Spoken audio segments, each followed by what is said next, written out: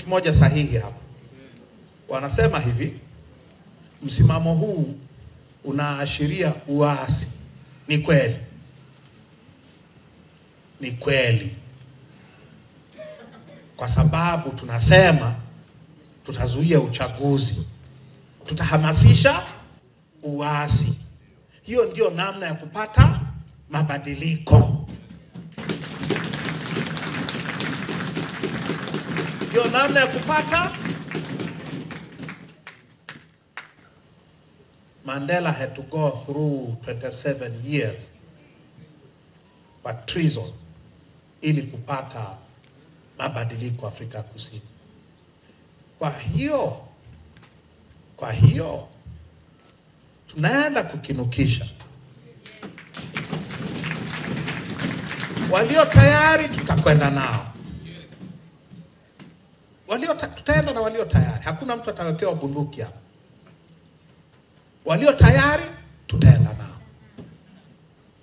Wanaofikiria kwamba CCM watakuwa walokole, wamebadilika na nini, tutawatakia kila laheri. Sisi sio watu wenye roho mbaya. Lakini kama unataka kuwa mbunge seriously, twende tukapigania mabadiliko. Tukipigania mabadiliko, ndugu zangu, kitu gani kitakachoharibika? Kitu gani ambacho nchi itapotea? Sana. Huu uchaguzi tutavuruga huu uchaguzi. Kama ulikuwa unafikiria kuwa mbunge Oktoba au Novemba, sahau. Hiyo ni kweli. Hiyo ni kweli. Na mimi nilikuwa nafikiria uraisi. Nimtiania. Nimesahau. Au kama ulikuwa unafikiria udiwani Novemba, sahau. Kwa sababu tunaenda kukinukisha vibaya sana. Sawa.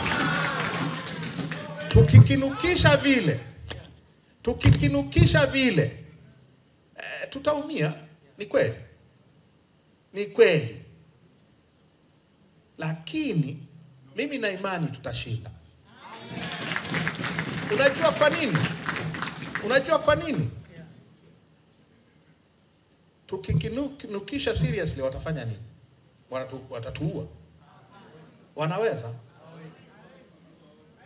Watatuua. Kwa hiyo mimi nimekinukisha, nakamatwa, napelekwa wapi? Naenda kushtakiwa kwa uhaini, kwa kuamsha maasi.